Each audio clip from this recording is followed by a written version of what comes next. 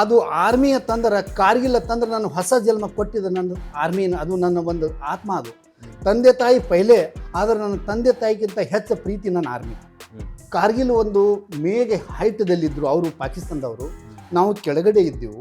ಆರ್ಮಿಯಲ್ಲಿ ಒಂದು ಏಕ್ ಬಾತ್ ಏಕ್ ರೌಂಡ್ ಏಕ್ ಫೈರ್, ಕೈಯಲ್ಲಿ ರೈಫಲ್ ಬಂದರೆ ನಾವು ಹಿಂದೆ ಮುಂದೆ ನೋಡೋಂಗಿಲ್ಲ. ನಮ್ಮ ತಂದೆ, ನನ್ನ ಮಗ, ನನ್ನ ತಾಯಿ, ನಮ್ಮ ಪರಿವಾರ, ಅದಕ್ಕೆಲ್ಲ ನಾನು ಮುಂದೆ ಹೋಗಬೇಕು, ನಾನು ವಿಜಯ ಗಳಿಸಬೇಕು, ಅದು ಒಂದೇ ನಮಗೆ ಕಾಣ್ತಾ ಇದೆ ಸರ್. ಟೆಲಿಫೋನ್ ಕೈಯಾಗಿ ಬಂದರೆ ಕಣ್ಣಾಗಿ ನೀರು ಬಿಡ್ತಿದ್ದು, ಬರೀ ಅಳುವು ಮಾಡ್ತಿದ್ವಿ ಸರ್, ನಾವು ಬರೀ ಅಳ್ತಿದ್ವಿ. ನಮಗೆ ದೇಶ ಸಾಕಿದ್ದಕ್ಕೆ ವಾರ ಸಂಬಂಧ, ಅವರು ಹಿಂಗಾದ್ರು ಇವ್ರು ಹಿಂಗಾದ್ರು, ನಾವು ಊಟ ಮಾಡಬೇಕು, ಚಿಂತೆ ಮಾಡಬೇಕು ಇಲ್ಲ. ಅಲ್ಲಿ ಆಪ್ರೇಷನ್ದಲ್ಲಿ ನೀರು ಸಿಗ್ಲಿಕ್ಕರೆ ನಮ್ಮ ಶರೀರದಲ್ಲಿ ಇದ್ದಂಥ ಅದೇ ನೀರನ್ನು ನಾವು ಯೂಸ್ ಮಾಡಿವಿ ಸರ್. ಪೈಲೆ ಆಪ್ರೇಷನ್, ಪೈಲೆ ನಾವು ಆರ್ಮಿ ಡ್ಯೂಟಿ ಆದ ನಂತರ ನಂದು 57 ಕಿಲೋ ವೇಟ್ ಇತ್ತು. ಆದರೆ 3 ತಿಂಗಳ -60 ಒಳಗೆ ಕೆಳಗಿದ್ದಾಗ ನನಗೆ 38 ಕಿಲೋ ವೇಟ್ ಇತ್ತು. ನಮ್ಮ ಮನೆಯಲ್ಲಿ ನನ್ನ ನೋಡಿ ನಾನು 7 ತಿಂಗಳಾದ ನಂತರ ಸ್ನಾನ ಮಾಡೀನಿ ಸರ್. ಆದರೆ ಅದು ನನ್ನ ಖುಷಿ ಜೀವನ ಸರ. ನಂದು ಫಸ್ಟ್ ಗಲೇಶ್ವರದಿಂದ ನಮ್ಮ 2010ರಲ್ಲಿ ಇದ್ದುದನ್ನು ಇದು ಟೆಲಿಫೋನ ಸಿಯಾಚಿನ್ ಗಲೇಶ್ವರದ ಟ್ರೈನಿಂಗ್ ಮಾಡುವಂಥ ಐಸೆಕ್ಸ್, ಇದು ಐಸೆಕ್ಸ್.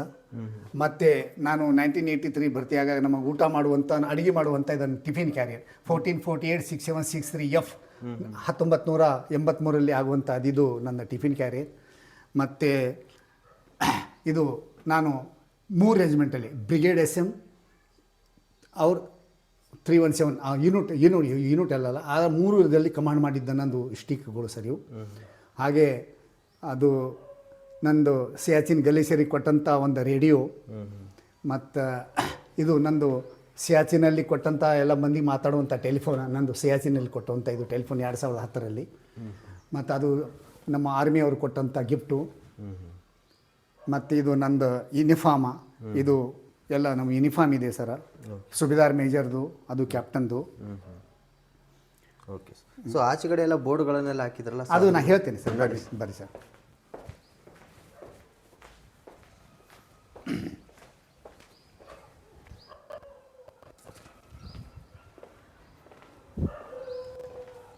ಇಲ್ಲಿಂದನೇ ಶುರು ಮಾಡಿ ಸರ್.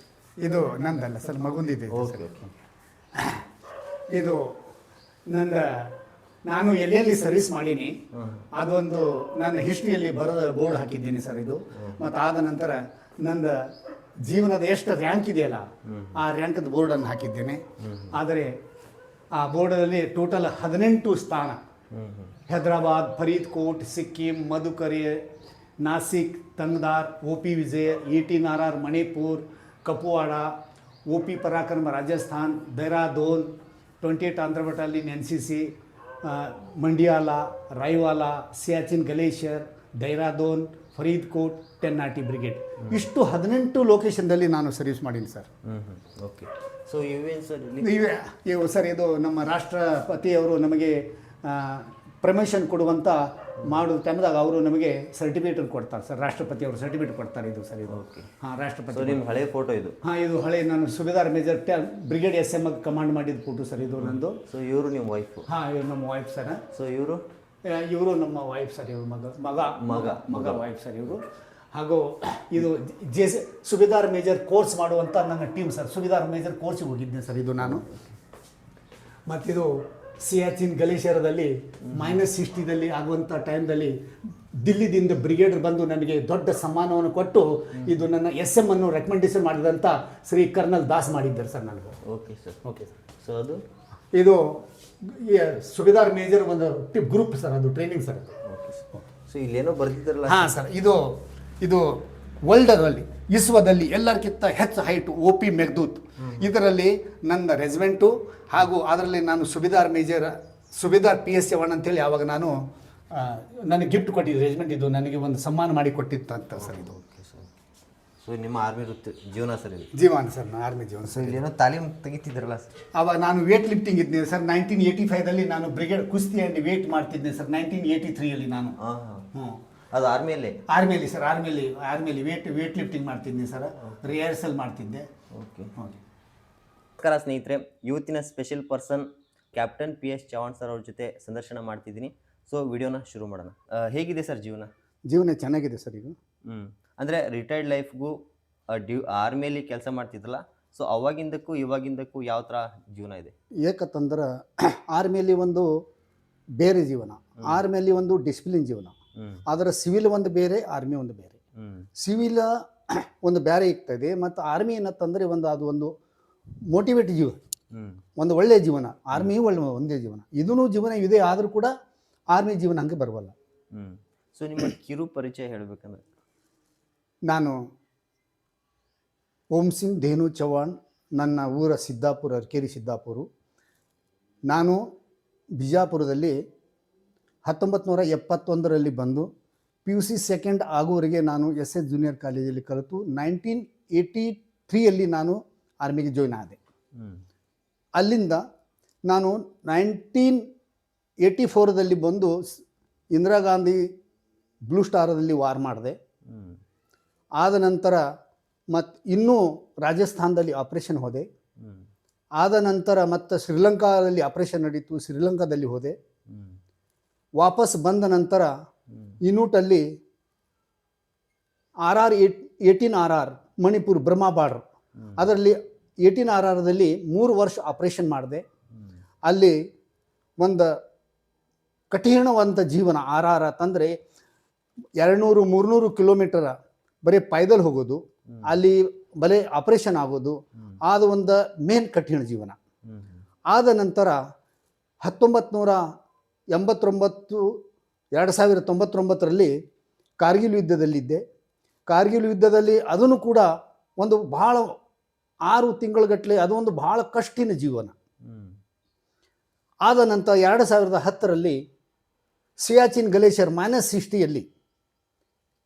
-60ಯಲ್ಲಿ ನಾನು ಒಂದು ಇಂಡಿಯನ್ ಆರ್ಮಿಯಲ್ಲಿ ಒಂದು ಮಹತ್ವದ ಕೆಲಸ, ಅದು 10 ವರ್ಷ ಆಗಲ್ಲದಂಥ ಕೆಲಸವನ್ನು ನಾನು ಆರ್ಮಿ ನಮ್ಮ ಯುನಿಟ ಇಲ್ಲಿ ಹೆಸರು ಹೇಳುವುದಿಲ್ಲ, ಯಾಕಂತಂದ್ರೆ ಅದು ಒಂದು ಸೀಕ್ರೆಟ್ ಇದೆ.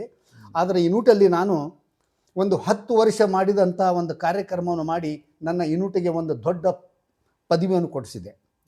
ಆದ ನಂತರ ನಾನು ಸುಬೇದಾರದಿಂದ ವಾಪಸ್ ಬಂದು ಸುಬೇದಾರ್ ಮೇಜರ್ ಆಗಿ ಯುನಿಟಿಗೆ ಬಂದೆ. ತಕ್ಷಣ ನಾನು ಬೇರೆ ರೆಜಿಮೆಂಟ್ಗೆ SM ಆಗಿ ಹೋದೆ. ಅಲ್ಲಿ 10RT ಬ್ರಿಗೇಡ್ ಅಂಥೇಳಿ ಒಂದು ಬ್ರಿಗೇಡ್ SM ಆಗಿ, ಅಂದರೆ ಮಿನಿಮಮ್ ಒಂದು 10,000 ನಮ್ಮ ಆರ್ಮಿ ಅಂತ ಯುನಿಟದಲ್ಲಿ ನಾನು ಕಮಾಂಡ್ ಕಂಟ್ರೋಲ್ ಮಾಡಿದೆ. ಆದ ನಂತರ ನಾನು ಲೆಫ್ಟಿನೆಂಟ್ ಆದೆ. ಆದ ನಂತರ ನಾನು ಕ್ಯಾಪ್ಟನ್ ಆಗಿ 1983ದಿಂದ 2017ವರೆಗೆ ನಾನು 34 ವರ್ಷದಲ್ಲಿ ನಂದು 27 ವರ್ಷ ಜಮ್ಮು ಕಾಶ್ಮೀರ ಸರ್ವಿಸ್ ನಂದು. ಅದನ್ನು ಫೀಲ್ಡ್ ಸರ್ವಿಸ್, ಆಪರೇಷನ್ ಸರ್ವಿಸ್. ಅದರಲ್ಲಿ ನಾನು ಶ್ರೀಲಂಕಾ, ಸಿಯಾಚಿನ್ ಹಾಗೂ ನಮ್ಮ ಕಾರ್ಗಿಲ್ಲು, ಬ್ಲೂ ಸ್ಟಾರ 4-5 ವಾರ ಮಾಡಿ ನಾನು ನಮ್ಮ ಕರ್ನಾಟಕ ಮಾತೃಭೂಮಿ, ಅದು ನನ್ನ ಸೌಕರ್ಯದಿಂದ ಇಲ್ಲಿ ವಾಪಸ್ ತಂದಿದೆ ನನಗೆ. ಸೊ ಇದೊಂದು ಭಾಗ್ಯ ಆದ್ರಿ ಸರ್. ಆರ್ಮಿ ಪ್ರೇಮ ಯಾವ ಥರ ಇದೆ ನಿಮಗೆ? ಆರ್ಮಿ ಒಂದು ಒಳ್ಳೆಯ ಜೀವನ. ನಾನು ಹೇಳ್ತೀನಿ, ನಾನು ಬಿಜಾಪುರದಲ್ಲಿ ಮಿನಿಮಮ್ ಒಂದು 20 ಕಾಲೇಜಿಗೆ ನಾನು ವಿಸಿಟ್ ಮಾಡಿದ್ದೇನೆ. ಆದರೆ ಪ್ರತಿ ಮಕ್ಕಳಿಗೆ ನಾನು ಹೇಳ್ತೇನೆ, ಜೀವನದಲ್ಲಿ ಏನಾದರೂ ಒಂದು ಮನೆಯಲ್ಲಿ ಒಬ್ಬ ಆರ್ಮಿಯನ್ನು ಇರಬೇಕು. ಆ ಮನೆಯ ಒಂದು ಲಕ್ಷಣನೇ ಬೇರೆ. ಪ್ರತಿಯೊಬ್ಬ ಒಂದು ಮನೆಯಲ್ಲಿ ಒಬ್ಬ ಮಗ ಆರ್ಮಿಯಲ್ಲಿ ಹೋಗಲಿಕ್ಕೆ ಬೇಕು. ಯಾಕಂತಂದರೆ ಆರ್ಮಿ ಜೀವನ ಹಿಂಗಿದೆ.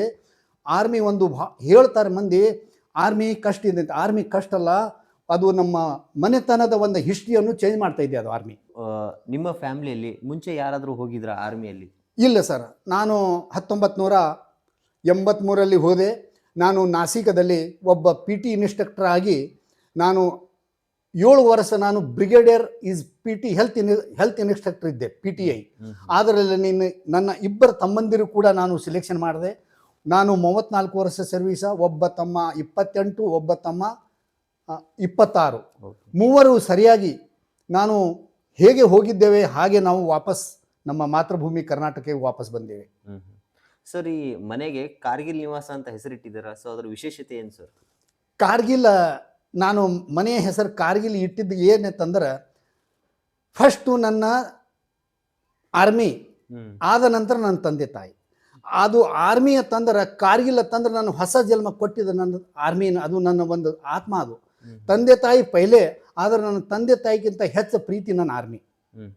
ಸೊ ಈ ಕಾರ್ಗಿಲ್ ಅಂದಕ್ರ ಸೊ ಕಾರ್ಗಿಲ್ ಯುದ್ಧ ನಡಿಬೇಕಾದ್ರೆ ಸಿಚುವೇಶನ್ಗಳನ್ನು ಯಾವ ಥರ ಫೈಟ್ ಮಾಡಿದ್ರಿ ಸರ್? ಸರ್, ಆ ಟೈಮದಲ್ಲಿ ಇಷ್ಟು ಕಷ್ಟವಿತ್ತು. ಯಾಕಂತಂದರೆ ಕಾರ್ಗಿಲ್ ಒಂದು ಮೇಗೆ ಹೈಟದಲ್ಲಿದ್ದರು ಅವರು, ಪಾಕಿಸ್ತಾನದವರು, ನಾವು ಕೆಳಗಡೆ ಇದ್ದೆವು. ಆದರೆ ನಮಗೆ ಅವರಿಗೆ ಭಾಳ ವ್ಯತ್ಯಾಸ. ನಮಗೆ ಯಾವ ಥರದ್ದು ಸೌಕರ್ಯ ಇದ್ದಿದ್ದಿಲ್ಲ. ಮೇಲಾಗಿ ಚಳಿ ಹೆಚ್ಚು ಮತ್ತು ಯಾವುದು ರ್ಯಾಷನ್ ಬರುವುದು ಹೋಗುವುದು ಅದು ಎಲ್ಲ ಕಡೆಯಿಂದ ನಮಗೆ ಕಷ್ಟ. ಆದರೆ ನಮ್ಮ ದೊಡ್ಡ RT ಅಂತ ನಮ್ಮ ಒಂದು ಗ್ರೂಪ್ ಇದೆ, ಅವರ ಸೌಕರ್ಯದಿಂದ, ಅವರ ಹೆಲ್ಪದಿಂದ, ಎಲ್ಲರದಿಂದ ನಾವು ಕಾರ್ಗಿಲವನ್ನು ಯುದ್ಧವನ್ನು ಎಲ್ಲಾನು ಜಯಗೊಳಿಸಿದ್ದೇವೆ. ಸರ್ ಅದು ಒಂದಾದರೆ, ಸೊ ಈ ಫ್ಯಾಮಿಲಿ ಬಿಟ್ಟು 6 ತಿಂಗಳುಗಟ್ಟಲೆ, ವರ್ಷಗಟ್ಟಲೆ ಆ ಬಾರ್ಡ್ರಲ್ಲಿ ಕೆಲಸ ಮಾಡ್ತಿರ್ತೀರಾ, ಎಲ್ಲೋ ಒಂದು ಕಡೆ ಜಾಗದಲ್ಲಿ ಕೆಲಸ ಮಾಡ್ತಿರ್ತೀರಾ. ಸೊ ಆ ಜೀವನ ಹೇಗೆ ಸರ್? ಹಾಂ ಸರ್, ನಾನು 1983ರಲ್ಲಿ ಭರ್ತಿಯಾದೆ. ಆದರೆ 1989ರಲ್ಲಿ ಮ್ಯಾರೇಜ್ ಆದೆ. ಆದರೆ ನಾನು 34 ವರ್ಷದಲ್ಲಿ ಕೇವಲ 6 ತಿಂಗಳ ಫ್ಯಾಮಿಲಿ ಮಾತ್ರ ನಾನು ನಾಸಿಕ್ ಹೋಗಿದ್ದೀನಿ. ಆದರೆ 33 ವರ್ಷ ನಾನು ಫ್ಯಾಮಿಲಿ ಜೊತೆ ಇಲ್ಲ. ಮಕ್ಕಳನ್ನು ಇಲ್ಲೇ ಬಿಜಾಪುರ ಡಿಸ್ಟಿಕದಲ್ಲಿ ಸೆಂಟ್ರಲ್ ಸ್ಕೂಲಲ್ಲಿ ಮಕ್ಕಳು ಓದ್ತಿದ್ದರು. ಆದರೆ ನಾನು ಒಬ್ಬ ಮೇಡಮ್ ಹಾಗೂ ನನ್ನ ಮಕ್ಕಳನ್ನು ತಗೊಂಡು ನಮ್ಮ ಮನೆಯವನವರು ಇಲ್ಲೇ ಬಿಜಾಪುರದಲ್ಲಿ ವಾಸ ಆಗ್ತಿದ್ದರು. ನಾನು 34 ವರ್ಷದಲ್ಲಿ ಕೇವಲ 6 ತಿಂಗಳ ಮಾತ್ರ ಫ್ಯಾಮಿಲಿಯನ್ನು ನಾಸಿಕದಲ್ಲಿ ಒಯ್ದಿದ್ದೆ. ಆದರೆ ಎಜುಕೇಷನ್ ಸಂಬಂಧ ಹಾಗೂ ನಮ್ಮ ಪರಿಸರ ಸಂಬಂಧ ನಾನು ಮಕ್ಕಳಿಗೆ ನನ್ನ ಜೊತೆ ಒಯ್ದಿಲ್ಲ. ಸೊ ಈ ಆರ್ಮಿ ಅಂದರೆ ಶಿಸ್ತು ಅಂದ್ರೆ ಆರ್ಮಿ. ಸೊ ಕೆಲವೊಬ್ರು ಏನು ಮಾಡ್ತಿರ್ತಾರೆ, ನಾನು ಆರ್ಮಿಗೆ ಹೋಗಬೇಕು ಅಂತೇಳಿ ಬರೀ ಶೋಕಿನೇ ಮಾಡ್ತಿರ್ತಾರೆ. ಸೊ ಅವ್ರಿಗೆ ಏನು ಹೇಳಕ್ಕೆ ಇಷ್ಟಪಡ್ತೀರಾ ಸರ್? ಆರ್ಮಿ ಒಂದು ಶೋಕಿನಲ್ಲ, ಒಂದು ನಮ್ಮ ಮನೆಯ ಹಿಸ್ಟ್ರಿಯನ್ನು ಅದು ಚೇಂಜ್ ಮಾಡ್ತಾ ಇದೆ. ಆರ್ಮಿ ಒಂದು ಡಿಸಿಪ್ಲಿನ್ ಅಂತಂದ್ರೆ ಒಂದು ಡಿಸಿಪ್ಲಿನ್ ಅಲ್ಲ, ಅದು ಆರ್ಮಿ ಅದು ಕಲಿಸ್ತಾ ಇದೆ ನಮ್ಮ ಬರುವಂಥ 3-4 ಪೀಳಿಗೆಗಳಿಗೆ ಒಂದು ವಿದ್ಯಾ ಅಂತ. ಅದು ಒಂದು ಮಾತೃಭೂಮಿ ಜಲಮಿದೆ. ಅದು ಆರ್ಮಿ ಅಂತಂದ್ರೆ ಕಲೆ ಒಂದೇ ಡಿಸಿಪ್ಲಿನ್ ನಂಬುದು ಅಷ್ಟೇ ಅಲ್ಲ, ಆರ್ಮಿ ಅದರಲ್ಲಿ ಬಹಳ ಇದೆ. ಆರ್ಮಿ ಹಿಂಗಿದೆ, ನಮ್ಮ ಸಂಸ್ಕೃತಿ ಹೇಗೆ, ನಮ್ಮ ಸಂಸ್ಕಾರ ಹೇಗೆ, ನಾವು ಯಾವ ಥರ ಇರಬೇಕು, ಯಾವ ಥರ ನಮ್ಮ ಬರುವಂಥ ನಮ್ಮ ಪೀಳಿಗೆಗಳಿಗೆ ಯಾವ ಥರ ಇರಬೇಕು, ಹಾಗೆ ಆರ್ಮಿ ಅದೊಂದು ವಿದ್ಯೆ ಕಲಿಸ್ತಾ ಇದೆ ನಮಗೆ. ಓಕೆ ಸರ್, ಇದೊಂದು ಭಾಗ ಆದರೆ, ಸೊ ಈಗ ಡಿಸಿಷನ್ ಮೇಕಿಂಗ್ ಯಾವ ಥರ ಮಾಡ್ತೀರಿ ಸರ್? ಯಾವ ಥರ ನೀವು ನಿರ್ಧಾರವನ್ನು ತಗೋತೀರಾ? ಫ್ಯಾಮಿಲಿ ಆಗಿರ್ಬೋದು ಅಥವಾ ಅಲ್ಲಿ ಕ್ಯಾಂಪಲ್ಲಿ ಯೂನಿಟಲ್ಲಿ ಆಗಿರ್ಬೋದು, ಯಾವ ಥರ ಬ್ಯಾಲೆನ್ಸ್ ಮಾಡ್ತಿದ್ರಿ? ಅಲ್ಲಿ ಅಂದರೆ ಫುಲ್ಲು ಸ್ಟ್ರಿಕ್ ಆಗಿ ಮಾಡ್ತಿದ್ರಿ, ಅದೇ ಫ್ಯಾಮಿಲಿ ಕಡೆ ಬಂದರೆ ಸ್ವಲ್ಪ ಸ್ವೀಟಾಗಿ ಹೇಳಬೇಕಾಗತ್ತೆ.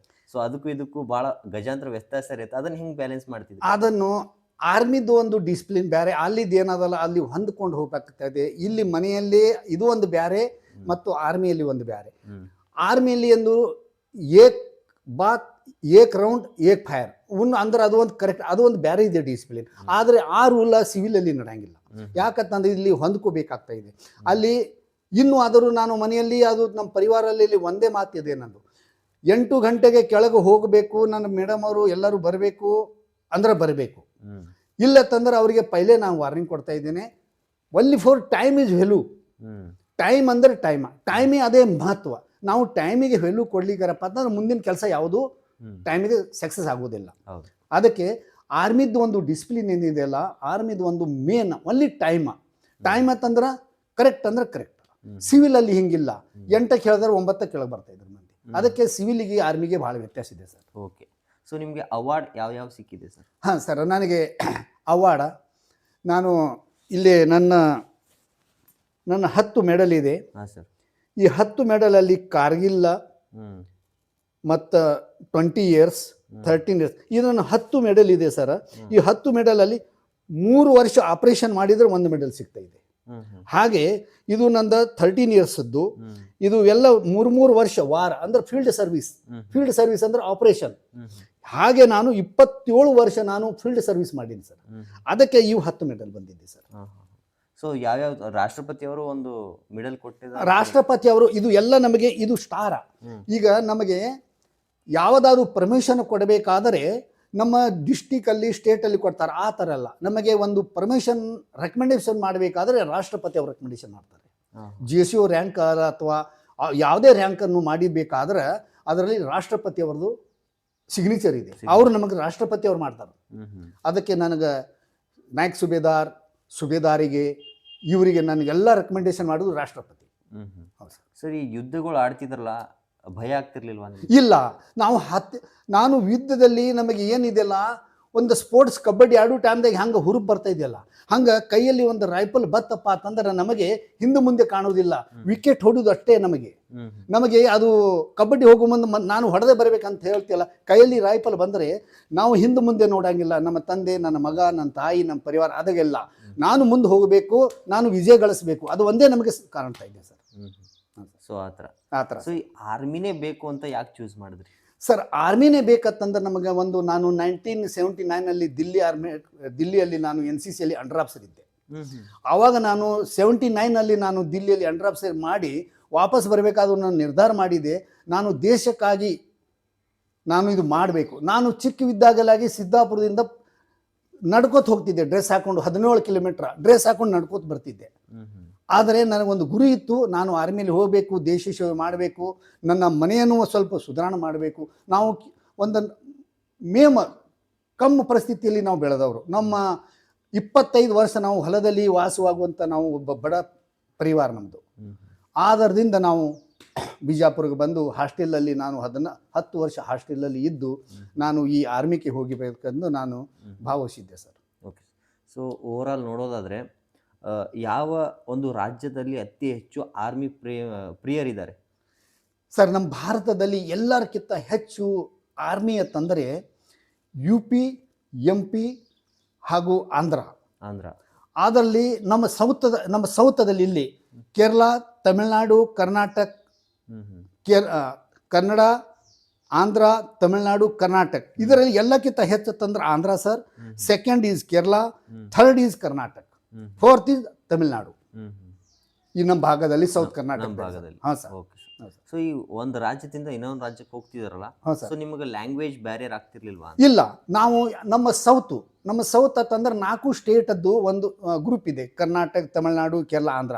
ಅದು 5 ಲ್ಯಾಂಗ್ವೇಜ್. ನನಗೆ 7 ಲ್ಯಾಂಗ್ವೇಜ್ ಬರ್ತಾ ಇದೆ ಸರ್. ನಾನು 7 ಲ್ಯಾಂಗ್ವೇಜ್ ಬರ್ತಾ ಇದೆ. ಎಲ್ಲ ಲ್ಯಾಂಗ್ವೇಜಲ್ಲಿ ನಾವು ಸೆಟ್ ಆಗ್ತಾ ಇದ್ದೀವಿ ಸರ್. ಎಲ್ಲ ಲ್ಯಾಂಗ್ವೇಜ್ ಸೆಟ್ ಆಗ್ತಾ ಇದ್ದೀವಿ. ಓಕೆ. ಸೊ ಅಂದರೆ ತಮಿಳ್, ತೆಲುಗು, ಕನ್ನಡ, ಇಂಗ್ಲಿಷ್, ಹಿಂದಿ, ಯಾವುದು ಪಂಜಾಬಿ, ಗುಜರಾತಿ, ಇವೆಲ್ಲ ಲ್ಯಾಂಗ್ವೇಜ್ ನಾವು ಸೂಟಪ್ ಮಾಡ್ಕೋತೀವಿ ಸರ್. ಅಕ್ಸೆಪ್ಟ್ ಮಾಡ್ಕೊಂಡು ಹೋಗ್ತಾ ಇದ್ರಿ? ಹಾಂ ಸರ್. ಆಪರೇಷನ್ದಲ್ಲಿ ನಾವು ಏನಾದರೂ ಆಪರೇಷನ್ ಮಾತಾಡಿದ್ರೆ ನಮ್ಮ ಲ್ಯಾಂಗ್ವೇಜಲ್ಲಿ ಇನ್ಸ್ಟಾಲ್ ಮಾಡ್ತೀವಿ, ಯಾಕಂದ್ರೆ ನಾವು ಹಿಂದಿಯಲ್ಲಿ ಮಾಡುವುದಿಲ್ಲ. ನಾವು ಟೆಲಿಫೋನ್ ಆಪರೇಟರ್ಲಿ ಯಾವುದೇ ಮುಂದೆ ಫೈರ್ ಅಪ್ ಡಿಸ್ಪ್ಲೇ ಯಾವುದೇ ನಾವು ಒಟ್ಟು ಮುಂದೆ ಮಾಡಿದರೆ ನಮ್ಮ ಲ್ಯಾಂಗ್ವೇಜಲ್ಲಿ ಮಾತ್ರ ನಾವು ಯೂಸ್ ಮಾಡ್ತೀವಿ. ಯಾಕಂತಂದ್ರೆ ಹೊರಗಿನವರಿಗೆ ಕನೆಕ್ಟ್ ಆಗಬಾರ್ದು, ಅವರಿಗೆ ಗೊತ್ತಾಗಬಾರ್ದು. ಹಾಗೆ ಸರ್. ಓಕೆ. ಸೊ ನೀವು ಶ್ರೀಲಂಕಾಗೆ ಹೋಗಿನಂತಂದ್ರಲ್ಲ, ಹೋಗೋಕೆ ಏನು ಸರ್ ಕಾರಣ? ಅಲ್ಲಿ ಅದು ಕಾರಣ ಅದಕ್ಕೆ ಹೋಗ್ತಾ ಇತ್ತಂದ್ರೆ ಸರ್, ಅಲ್ಲಿ ಶ್ರೀಲಂಕಾದಲ್ಲಿ ಸ್ವಲ್ಪ ವಾರ್ ನಡೆದಿತ್ತು, ಅಲ್ಲಿ ಪಬ್ಲಿಕ್ ಕಮ್ಮಾಗಿತ್ತು. ಅದರ ಸಂಬಂಧ ನಮ್ಮ ದೇಶದವರು ಅವರ ಸಂರಕ್ಷಣೆ ಸಂಬಂಧ ಒಂದು ಯೂನಿಟದಿಂದ ಇಷ್ಟಿಷ್ಟು ಮೆಂಬರ್ ಅಂತ ಹೇಳಿ ನಮ್ಮ ಕರ್ನಾಟಕ, ನಮ್ಮ ಇಂಡಿಯಾದಿಂದ ಅಷ್ಟು ಮೆಂಬರಿಗೆ ಕಳಿಸಿದ್ರು. ಅಲ್ಲಿ ಒಂದು 3-4 ತಿಂಗಳು ಇದ್ದು ನಾವು ವಾಪಸ್ ಬಂದೆವು ಸರ್, ವಾರದಲ್ಲಿ. ಸೊ ವಾರದಲ್ಲಿ. ಹಾಂ ಸರ್. Okay sir. ಆಮೇಲೆ ಈ ಗನ್ನರಿಂದ ಕ್ಯಾಪ್ಟನ್ ಆದ್ರಲ್ಲ, ಹಾಂ.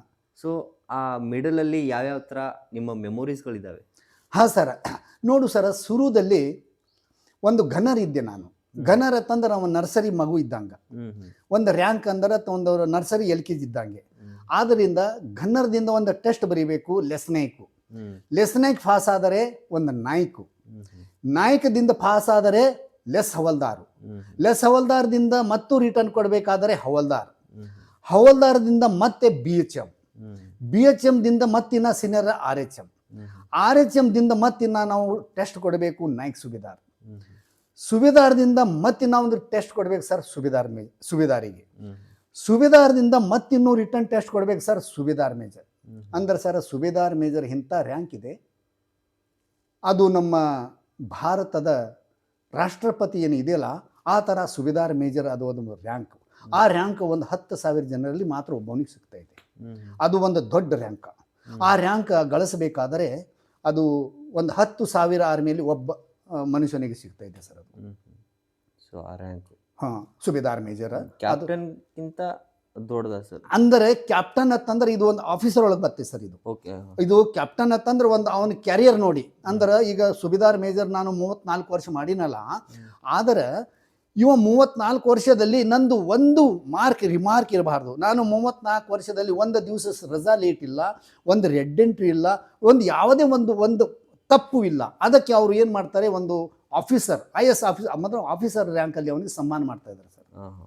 ಅಂದ್ರೆ ನಾನು 34 ವರ್ಷದಲ್ಲಿ ನನ್ನ ಯಾವುದು ಕ್ಯಾರಿಯರ್ದಲ್ಲಿ ಒಂದು ಟಿಕ್ ಇಲ್ಲ. ನಾನು 1983 ಭರ್ತಿಯಾಗಿದ್ದ ನನ್ನ ಡಾಕ್ಯುಮೆಂಟಲ್ಲಿ ಯಾವುದು ಉಚ್ಚೆ ಇಲ್ಲ, ನಾನು ಪನಿಷ್ಮೆಂಟದ್ದು ಅದು ಡಾಕ್ಯುಮೆಂಟ್ ಇಲ್ಲ. ಅದಕ್ಕೆ ಅವರು ಏನು ಮಾಡ್ತಾರೆ, ಆರ್ಮಿಯವರು ಇಂಥ ಒಂದು ಡಿಸಿಪ್ಲಿನ್ ಅವ್ರಿಗೇನೋ ಒಂದು ಆರ್ಮಿಯಲ್ಲಿ ಒಬ್ಬ ಆಫೀಸರ್ ಆಗಿ ಕಳಿಸ್ಬೇಕಂತ ಅವ್ರು ಒಂದು ಗುರಿ ಇಟ್ಟಿರ್ತಾರೆ ಸರ್. ಮತ್ತು ಅದನ್ನು ನಮ್ಮ 1934 ವರ್ಷದ ಅವೆಲ್ಲ ನಮ್ಮ ಏಷ್ಯಾರು ನಮ್ಮ ಪ್ಲಸ್ ಪಾಯಿಂಟ್ ಎಲ್ಲ ನೋಡ್ತಾರೆ. ಅದರಲ್ಲಿ ಭಾಳ ಕಾಂಪಿಟೇಷನ್ ಇರ್ತಾವೆ ಸರ್. ಅದಕ್ಕೆ 500,000 ಮಂದಿಯಲ್ಲಿ ಒಬ್ಬನಿಗೆ ಮಾತ್ರ ಅದು ಲೆಫ್ಟಿನೆಂಟ್ ಸಿಗ್ತಾ ಇದೆ, 10,000ದಲ್ಲಿ ಒಬ್ಬನಿಗೆ ಕ್ಯಾಪ್ಟನ್ ಸಿಗ್ತಾ ಇದೆ. ಹಂಗೆ ಕ್ಯಾಪ್ಟನ್ ಸಿಗ್ಬೇಕಾದ್ರೆ ಆಸಾನಿ ಸರ್. ಕ್ಯಾಪ್ಟನ್ ಅಂತಂದ್ರೆ ಒಂದು IAS ಆಫೀಸರ್ ಹೆಂಗೆ ಸರ್ ಅದು. Okay okay sir. ನಿಮ್ಮ ಆರ್ಮಿ ಜೀವನದಲ್ಲಿ ಸೊ ಇಲ್ಲಿ 6 ತಿಂಗಳಗಟ್ಟಲೆ ವರ್ಷಗಟ್ಟಲೆ ನಿಮ್ಮ ಮನೆಯವರೆಲ್ಲ ಬಿಟ್ಟು ಹೋಗ್ತಿರಲ್ಲ, ಸೊ ಫೋಟೋಗಳು ಏನಾರ ತೊಗೊಂಡು ಹೋಗ್ತಿದ್ರ? ಯಾಕಂದರೆ ಅವಾಗಿನ ನಾನು ಪಿಕ್ಚರ್ ನೋಡಿ ಹೇಳ್ತಿದ್ದೀನಿ, ಅವಾಗ ಬರೀ ಲ್ಯಾಂಡ್ಲೈನ್ ಅಷ್ಟೇ ಇತ್ತು, ಫೋನ್ಗಳು ಇರಲಿಲ್ಲ. ಸೊ ಮನೆಗೆ ಫೋನ್ ಹಚ್ಬೇಕಂದ್ರೆ ಲ್ಯಾಂಡ್ಲೈನಿಗೆ ಕನೆಕ್ಟ್ ಮಾಡಿಬಿಟ್ಟು ಅವರು ಇಲ್ಲಿ ಕನೆಕ್ಟ್ ಮಾಡಿಬಿಟ್ಟು ಆ ಥರ ಇತ್ತು. ಸೊ ಅದು ಹೆಂಗಿತ್ತು ಅದೇ ಸರ್, ಅದು ಸರ್ ಇದೇ ಸರ್. ಇದು ಕಾರ್ಗಿಲ್ ಸಿಯಾಚಿನ್ ಗಲೀಶಿದರಲ್ಲಿ ನಾನು ಹಾಗೂ ಕಾರ್ಗಿಲ್ದಲ್ಲಿ ಆವಾಗ ನಾನು ಸಿಯಾಚಿನ್ ಗಲೀಶರ್ ಇದ್ದಾಗೆ ನಾವು 22 ಜನ ಇದ್ದೆವು. ಆದರೆ 22 ಜನದಲ್ಲಿ ಒಂದು ವಾರದಲ್ಲಿ ಕೇವಲ ಅರ್ಧ ತಾಸು ಟೈಮ್ ಕೊಡ್ತಿದ್ರು 22 ಮಂದಿಗೆ. ನಾವು ಏನು ಮಾಡ್ತಿದ್ವು, ಪೈಲೆ ಸಿಯಾಚಿನ್ ಗಲೇಸಿರದಿಂದ ಸೀದಾ ಟೆಲಿಫೋನ್ ತೊಗೋತಿದ್ವಿ, ಬೆಂಗಳೂರು ತೊಗೋತಿದ್ವಿ ಸರ್, ಲೇಡ್ ಲೈನ್. ಬೆಂಗಳೂರದಿಂದ ಬಿಜಾಪುರದಿಂದ ತೊಗೊಂಡು ಎಲ್ಲಿನ ಸುತ್ತಮುತ್ತ ಮನೆಯಾಗೆಲ್ಲ ಟೆಲಿಫೋನ್ ಇರ್ತದಲ್ಲ ಅವ್ರ ನಂಬರ್ ತೊಗೊಂಡು ಕೇಸಿಂದ ನಮ್ಮ ಮೇಡಮ್ ಸ್ವಲ್ಪ ಕರೀರಿ, ನಾನು ಸ್ವಲ್ಪ ಮಾತಾಡಬೇಕು. ನಮ್ಮ ಮೇಡಮ್ ಬಂದು ಅಲ್ಲೂ ತಕ್ಕನೇ 2 ಮಿನಿಟ್ ಕಟ್ ಆಗ್ತಿತ್ತು ಸರ್. ಅದನ್ನು ಟೆಲಿಫೋನ್ ಕೈಯಾಗ ಬಂದ್ರೆ ಕಣ್ಣಾಗಿ ನೀರು ಬಿಡ್ತಿದ್ದು, ಬರೀ ಅಳುವು ಮಾಡ್ತಿದ್ವಿ ಸರ್, ನಾವು ಬರೀ ಅಳ್ತಿದ್ದೆವು. ಅಂದ್ರೆ ಜೀವನ ಲೆಟ್ರ್ ಬರೆದಿದ್ದರೆ 2 ತಿಂಗಳಾದ ನಂತರ ಲೆಟ್ರ್ ಸಿಕ್ತಿತ್ತು ನಮಗೆ. ಈಗಿಂದು ಆವಾಗಿಂದು ಭಾಳ ವ್ಯತ್ಯಾಸ ಸರ್. ಆವಾಗೆ ಒಂದು ಲೆಟ್ರ್ ಬರಬೇಕಾದ್ರೆ ಶ್ರೀನಗರ್ ಜಮ್ಮುದಿಂದ ಶ್ರೀನಗರ್ ಬರಬೇಕು, ಶ್ರೀನಗರದಿಂದ ದಿಲ್ಲಿ ಬರಬೇಕು, ದಿಲ್ಲಿದಿಂದ ಬೆಂಗಳೂರು ಬರಬೇಕು, ಬೆಂಗಳೂರಿಂದ ಬಿಜಾಪುರ ಬರಬೇಕು, ಬಿಜಾಪುರದಿಂದ ಮತ್ತೆ ನಮ್ಮ ಹಳ್ಳಿಗೆ ಹೋಗಬೇಕು. ಹಾಗೆ ತಿಂಗಳಗಟ್ಟಲೆ ಒಂದು ಲೆಟ್ರಿಗೆ ಬರ್ಲಾಕ ಸರ್ ಟೈಮು. ಮತ್ತು ಆವಾಗ ನಾವು ಸಿಯಾಚಿನ್ ಗಲೇಸಿರೋ ಪೋಸ್ಟ್ ಒಳಗಿದ್ದಾಗೆ ಕೇವಲ 22 ಮಂದಿಯಲ್ಲಿ ಒಳ್ಳೆ ಟೋಟಲೇ ಅರ್ಧ ತಾಸು ಟೈಮ್ ಕೊಡ್ತಿದ್ರು. ಅದರಲ್ಲಿ 2 ಮಿನಿಟ್ ಮಾತಾಡ್ಬೇಕು ಪ್ರತಿಯೊಬ್ಬ, ಅದನ್ನು 8 ದಿವಸಕ್ಕೊಮ್ಮೆ. ಆದರೆ ಸರ್ ಅವು ಮಾತಾಡೋದು ಕಮ್ಮಿ, ಆದರೆ ನಮಗೆ ಅಳುವುದು ಜಾಸ್ತಿ, ಕಷ್ಟ. 6 ತಿಂಗಳಗಟ್ಟಲೆ ಟೆಲಿಫೋನ್ ಇಲ್ಲ, ಮನೆ ಸಂಚಾರ ಗುರ್ತಿಲ್ಲ. ಆದರೂ ನಾವು ಮನಸ್ಸು ಗಟ್ಟಾಗಿ ನಮ್ಮ ಜೀವನ ನಾವು ಸಾಗಿಸಿವ್ರಿ ಸರ್. ಹೌದು ಸರ್. ಸೊ ಆ ಯುದ್ಧದ ಸಮಯದಲ್ಲಿ ನಿಮ್ಮ ಸ್ನೇಹಿತರಿಗೆ ಯಾರಾದರೂ ಶೂಟ್ ಆಗಿರೋದು ಘಟನೆ ನೋಡಿಬಿಟ್ಟು ನಿಮಗೆ ಯಾವ ಥರ ಭಾವನೆಯನ್ನು ವ್ಯಕ್ತಪಡಿಸ್ತಿದ್ರಿ, ಯಾವ ಥರ ನಿಮ್ಮ ಮನಸ್ಸನ್ನು ಗಟ್ಟಿ ಮಾಡ್ಕೋತಿದ್ರಿ? ಸರ್ ಹೀಗಿದೆಯಲ್ಲ, ನಾವು ಹುಟ್ಟಿದೆ ದೇಶಕ್ಕಾಗಿ. ನಾವು ಎಷ್ಟೋ ಆಪ್ರೇಷನ್, ನಾನು 18 ಇದ್ದಾಗ ನಾನು ಎಷ್ಟೋ, ಅದು ಹೇಳುವುದಿಲ್ಲ ಇದು ಈ ಸಬ್ಜೆಕ್ಟ್ದಲ್ಲಿ, ಎಷ್ಟೋ ಫೈರಿಂಗ್ದಲ್ಲಿ ಆಪ್ರೇಷನ್ದಲ್ಲಿ 100 ಮಂದಿ ಒಂದು ಆಪ್ರೇಷನ್ದಲ್ಲಿ ಎಷ್ಟೋ ಏನೂ ಆದರೂ ಅದು ಒಂದು ನಮ್ಮದು ಇದು ಧರ್ಮ ಇದೆ.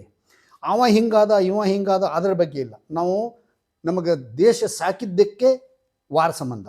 ಅವರು ಹಿಂಗಾದ್ರು ಇವ್ರು ಹಿಂಗಾದ್ರು ನಾವು ಊಟ ಮಾಡಬೇಕು, ಚಿಂತೆ ಮಾಡಬೇಕು ಇಲ್ಲ. ಅವು ಆದ್ರೆ ಆ ಕಡೆ ಕಳಿಸ್ಬಿಡೋದು ನಮ್ಮ ಡ್ಯೂಟಿ ನಾವೇ. ಅವ ಹಿಂಗಾದ ಅಂಥೇಳಿ ಅವನ ಜೊತೆ ಅವನು ಚಿಂತೆ ಮಾಡಿ ಮುಂದಿನ ದಾರಿ ತಪ್ಪಲ್ಲ. ನಮ್ಮ ಮುಂದಿನ ಆಪ್ರೇಷನ್ ಮಾಡೇಬೇಕು, ಅವ ಏನೇ ಆಗಲಿ. ಅದು ನಮಗೆ ಇರುವುದೇ ನಮ್ಮ ಅದರ ಸಲುವಾಗಿ. ನಮಗೆ ಟ್ರೈನಿಂಗ್ ಕೊಟ್ಟು ನಮಗೆ ದೇಶ ಸೇವಕಕ್ಕೆ ಮಾಡಿದ್ದಾರೆ. ಅವ ಹಿಂಗಾದ ಇವ ಹಿಂಗಾದ ಅಂತ ಹೇಳಿ ಅವ್ರ ಜೊತೆಯಲ್ಲಿ ನಾವು ಇದ್ದು ಕಷ್ಟ ಗಿಷ್ಟೇನು ಅವಾಗೆ 10 ಮಿನಿಟ್ ಅವ್ರದ್ದು ಏನಾಗಿತ್ತಲ್ಲಿ ಅಲ್ಲೇ ಚಿಂತೆ ಮಾಡಿ ಅಲ್ಲೇ ಅವ್ನಿಗೆ ಕೊಟ್ಟು ಈ ಕಡೆ ಬಂದುಬಿಟ್ಟು ಮುಂದಿನ ಕೆಲಸ ನಾವು ಮಾಡಬೇಕು ಸರ್. ಅದು ಓಕೆ ಸರ್. ಅಂದರೆ ತುಂಬ ಕಷ್ಟಕರ ಕೆಲಸ ಅಂತಲೇ ಹೇಳ್ಬೋದು. ಹಾಂ ಸರ್. ಆದರೆ ಯಾವುದೇ ಎಷ್ಟೇ ಏನೋ ಆದರಲ್ಲ, ನಮ್ಮ ಜೀವನ ಆರ್ಮಿ ನಮಗೇನು ಕಸಮ್ ಕೊಟ್ಟಿದ್ದಾರೆ, ಗಾಳಿ ಇರಲಿ ಮಳೆ ಇರಲಿ ಏನೇ ಇರಲಿ, ಕೊಟ್ಟಂಥ ಜಾಗಕ್ಕೆ ಹೋಗಿ ನಾವು ಟೈಮಿಗೆ ಅಟೆಂಡ್ ಮಾಡಬೇಕು. ಆದರೆ ಹಿಂದೆ ಸರಿಯಂಗಿಲ್ಲ, ಮುಂದೆ ಹೋಗಬೇಕು. ಇಲ್ಲಿ ನಮ್ಮ ಟೀಮದಲ್ಲಿ 5-6 ಮಂದಿ ಗಾಯ ಆಗಿದ್ದಾರೆ.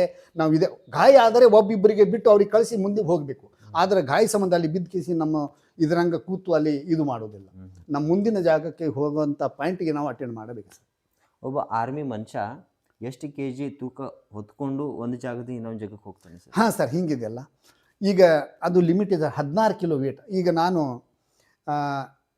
ಮಣಿಪುರದಲ್ಲಿ ಇದ್ದಾಗ, ನಾವು ಆಪ್ರೇಷನಲ್ಲಿದ್ದಾಗ ನಾವು 15 ದಿವಸ ಆಪ್ರೇಷನ್ ಆದ್ರೆ ನಮಗೇನು ನೀವು ಎಷ್ಟು ವ್ಯವಸ್ಥಿರಿ, ಅದರಲ್ಲಿ ನೀರು ಮತ್ತು ರ್ಯಾಷನ ನಿಮ್ಗೆ ಎಷ್ಟು ಕೆಪಾಸಿಟಿ ಇದೆ ಅಷ್ಟು ತೊಗೊಂಡು ಹೋಗ್ಬೋದು ಸರ್. ಮತ್ತು ಟೈಮದಲ್ಲಿ ಒಂದು ಬಾಟಲ್ ನೀರಿಗೆ ನಾವು 3 ದಿವಸ 4 ದಿವಸ ನಡೆಸ್ತೀವಿ ಸರ್. ಯಾಕಂತಂದ್ರೆ ಆ ಜಾಗದಲ್ಲಿ ನೀರು ಇರುವುದಿಲ್ಲ. ಅದು ನಾನು ಈ ಮಾತು ಹೇಳಬಾರದು, ಆದರೆ ನಮ್ಮ ಶರೀರದಲ್ಲಿಂತ ಇದುವಂಥ ಅದೇ ನೀರನ್ನು ನಾವು ವಾಪಸ್ ಯೂಸ್ ಮಾಡಿದ್ದೀವಿ ಸರ್. ಅಷ್ಟು ಕಷ್ಟ ಅಲ್ಲಿ ಆಪ್ರೇಷನ್ದಲ್ಲಿ ನೀರು ಸಿಗ್ಲಿಕ್ಕರೆ ನಮ್ಮ ಶರೀರದಲ್ಲಿ ಇದ್ದಂಥ ಅದೇ ನೀರನ್ನು ನಾವು ಯೂಸ್ ಮಾಡಿವಿ ಸರ್. ಸೊ ಆ ಥರ. ಆ ಥರ ಐತೆ ಸರ್. ಸರಿ, ಒಂದು ಕಡೆ ಆದರೆ ಈ ಬಹಳ ಕಷ್ಟಪಡ್ತೀನಿ ಅಂತಾರೆ sir, black cat, black commando ಅಂತಾರಲ್ಲ. ಹಾಂ ಸರ್. ಸೊ ಅವ್ರು ಹೇಗೆ ಸರ್? ಹಾಂ ಸರ್, ಬ್ಲ್ಯಾಕ್ ಕಮಾಂಡೋ ಅಂತಂದ್ರೆ ಅದು ಒಂದು ಟ್ರೈನಿಂಗ್ ಬೇರೆ ಸರ್.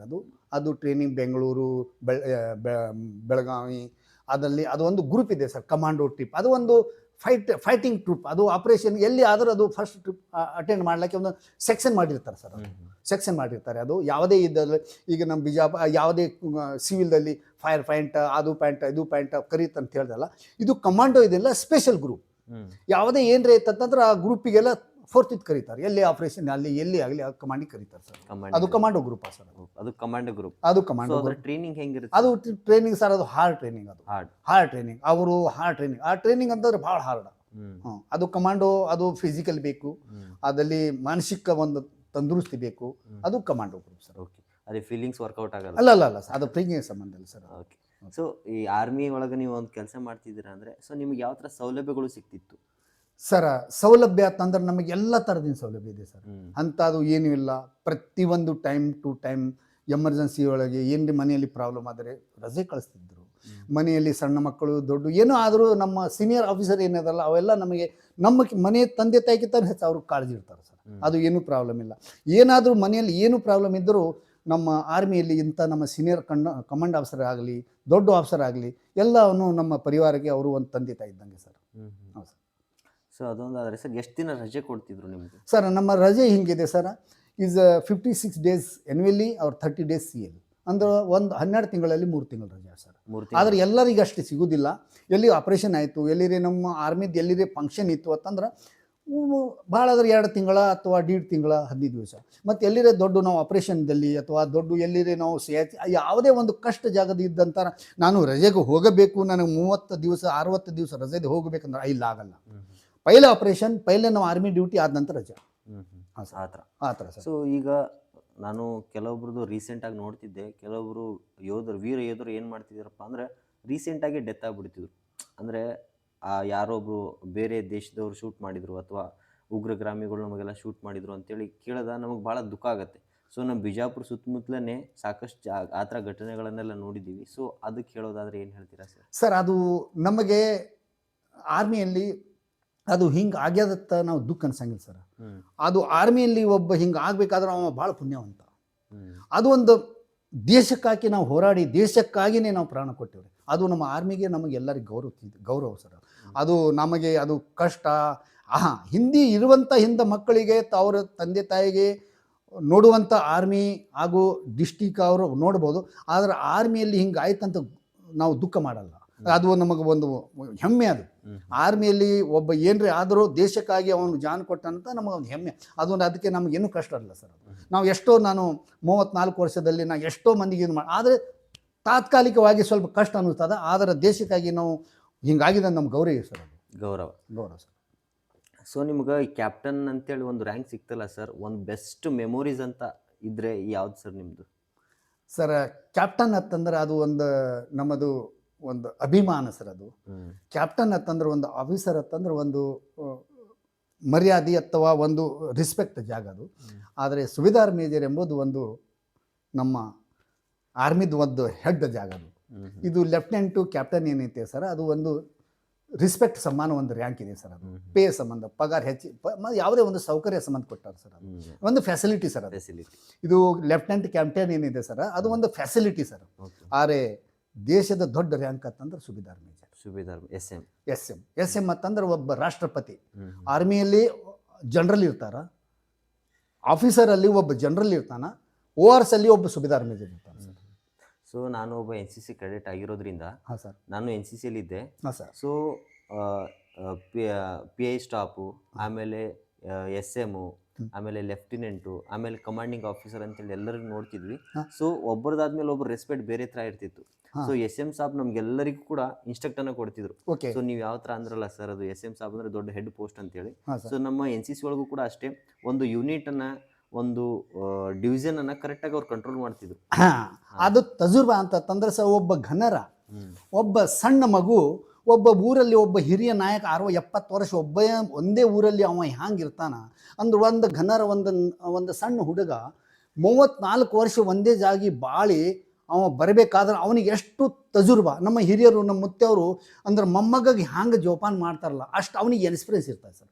ಈಗ 34 ವರ್ಷ ಒಂದೇ ಜಾಗದಲ್ಲಿ ಇದ್ದು ಅವರಿಗೆಲ್ಲ ಒಂದು ಕಷ್ಟ ದುಃಖ ಸುಖ ಏನು ಎಂಬುದು ಎಲ್ಲ ಅನುಭವ ಇರ್ತದೆ ಅವನಿಗೆ. ಅದಕ್ಕೆ ಸುಬೇದಾರ್ ಮೇಜರ್ ಅಂದರೆ ನಮ್ಮ ಹಿರಿಯರಲ್ಲಿ ಇರುವಂಥ ಒಂದು ಒಬ್ಬ ಮನುಷ್ಯ. ಹಾಗೆ ಸುಬೇದಾರ್ ಮೇಜರ್ ಅಂತಂದ್ರೆ ಒಬ್ಬ ನಮ್ಮ ಸಲಹಕಾರ, ದೊಡ್ಡ ಸಲಹಕಾರ. ಸೊ ಅವರ ಹೇಳಿರುವಂತ ಮಾರ್ಗದಲ್ಲಿ ಎಲ್ಲ ನಡಿಬೇಕು. ಅವರು ತಪ್ಪ ದಾರಿಯನ್ನು ತೋರಿಸುವುದಿಲ್ಲ. ಸುಬೇದಾರ್ ಮೇಜರ್ ಅಂತಂದ್ರೆ ಒಬ್ಬ ನಮ್ಮ ತಂದೆ ತಾಯಿ ಮುತ್ತೆಯವ್ರಿಗಿಂತ ಮುತ್ಯ. ಅವನು 34 ವರ್ಷ ಒಂದೇ ಮನೆಯಲ್ಲಿ ಇದ್ದು ಎಷ್ಟೋ ಸಾವಿರಾರು ಮಕ್ಕಳನ್ನು ಅವನು ಪೆನ್ಷನ್ ಕಳಿಸ್ತಾನೆ. ಅವರ ಸುಖ ದುಃಖ ಏನಿದೆ, ಅವರ ಕಷ್ಟ ಏನಿದೆ, ಅವ ಹ್ಯಾಂಗಿದೆ ಎಲ್ಲ ಅನುಭವ ಅವ ಸುಬೇದಾರ್ ಮೇಜರ್ ಗೊತ್ತಿದೆ sir. Okay sir. So overall ಹೇಳೋದಿತ್ತಂದ್ರೆ ಏನು ಹೇಳ್ತೀರಾ ಸರ್? ಇವಾಗ ಒಂದು ನಿಮ್ಮ ವೃತ್ತಿ ಜೀವನ ಅಂದರೆ ಇವಾಗ ರಿಟೈರ್ಡ್ ಆಗಿದ್ದೀರಾ, ಸೊ ಆರ್ಮಿ ಜೀವನಕ್ಕೆ ಯಾವ ಥರ ಮಿಸ್ ಮಾಡ್ಕೋತೀರಾ? ನಾವು ಸರ ಇನ್ನೂ ಆದರೂ ನಾವು ಪ್ರತಿಯೊಂದು ಸಲ ಈಗ ನಾನು 7-8 ವರ್ಷ ಆಯಿತು ರಿಟೈರ್ಡ್ ಆಗಿ.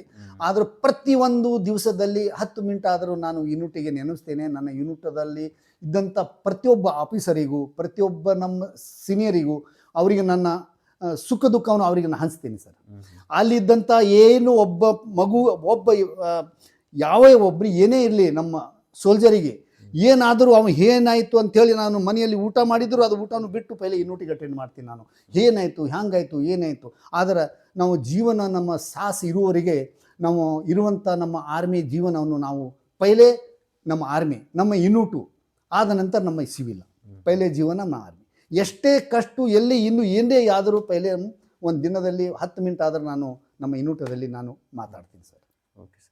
ಸೊ ನಿಮ್ಮ ಜೊತೆ ಕನ್ವರ್ಜೇಷನ್ ಮಾಡಿ ನನಗೆ ತುಂಬ ಖುಷಿ ಆಯ್ತು ಸರ್.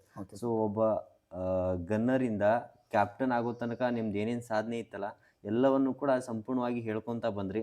ಸೊ ನಿಮ್ಮ ಕಷ್ಟ ಆಗಿರ್ಬೋದು, ದುಃಖ ಆಗಿರ್ಬೋದು, ಯಾವ ಥರ ನೀವು ಯುದ್ಧದಲ್ಲಿ ಯಾವ ಥರ ಕಷ್ಟಗಳನ್ನು ಫೇಸ್ ಮಾಡಿದ್ರಿ, ಸೊ ಎಲ್ಲವನ್ನು ಕೂಡ ಒಂದೊಂದಾಗಿ ಹೇಳ್ಕೊತಾ ಬಂದ್ರಿ.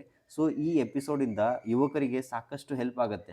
ಸೊ ಅವ್ರ ಜೀವನದಲ್ಲೂ ಕೂಡ ಕೆಲವೊಂದು ಗೋಲ್ಗಳನ್ನು ಇಟ್ಟಿರ್ತಾರೆ. ಆ ಗೋಲ್ನ ತಲುಪಬೇಕಂದ್ರೆ ಯಾವುದಾದ್ರೂ ಒಂದು ಕಷ್ಟಪಟ್ಟೆ ಯಾವುದಾದ್ರೂ ಒಂದು ಕೆಲಸ ಸಿಗಬೇಕಂದ್ರೆ ಕಷ್ಟಪಡಲೇಬೇಕು. ವಿದೌಟ್ ಕಷ್ಟ ನಮ್ಗೆ ಏನು ಕೂಡ ಸಿಗಲ್ಲ, ನಯಾ ಪೈಸೆನೂ ಕೂಡ ಸಿಗೋದಿಲ್ಲ.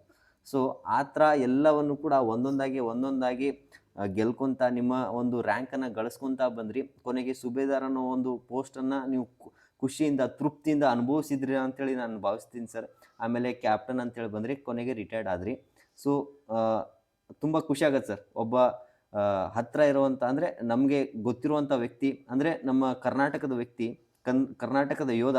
ಸೊ ಎಷ್ಟು ಎಲ್ಲ ರಾಜ್ಯಗಳಿಗೆ ಓಡಾಡಿ ಒಂದು 10,000 ಜನ ಇರುವಂಥ ಒಂದು ಯೂನಿಟ್ಗೆ ಹೆಡ್ ಆಗಿ, ಸೊ ಅವರಿಗೆಲ್ಲ ಕಮಾಂಡಿಂಗ್ ಮಾಡಿ ಅವರಿಗೊಂದು ಒಳ್ಳೆ ಮಾರ್ಗದರ್ಶನ ಮಾಡಿ ಸೊ ರಿಟೈರ್ಡ್ ಆಗಿದ್ದಾರೆ ಅಂದರೆ ತುಂಬ ಖುಷಿ ಆಗುತ್ತೆ ಸರ್. ಸೊ ನಾನು ನಿಮಗೆ ಒಂದು ಇಂಟರ್ವ್ಯೂ ಮಾಡಿದೆ ಅಂದರೆ ನನಗೂ ತುಂಬ ಖುಷಿ ಆಯ್ತು ಸರ್. ಯಾಕಂದರೆ ನಾನು ತುಂಬ ಕಲಿತೆ ಅಂದರೆ ಏನೋ ಒಂದು ಮಾತಾಡೋಕ್ಕೆ ಚೆನ್ನಾಗಿರುತ್ತೆ, ಏನೋ ಒಂದು ಹೇಳೋಕ್ಕೆ ಚೆನ್ನಾಗಿರುತ್ತೆ. ಸೊ ಅಷ್ಟಕ್ಕೊಂದೆಲ್ಲ ಮಾಹಿತಿ ನಮ್ಮ ಜೊತೆ ಹಂಚ್ಕೊಂಡ್ರಿ ಸರ್.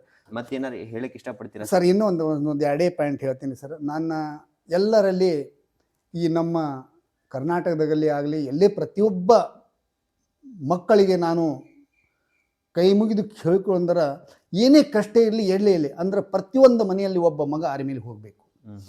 ಯಾಕೆ ಅಂತಂದ್ರೆ ಆರ್ಮಿ ಅಂತ ಜೀವನ ಸಿವಿಲ್ದಲ್ಲಿ ಇಲ್ಲ.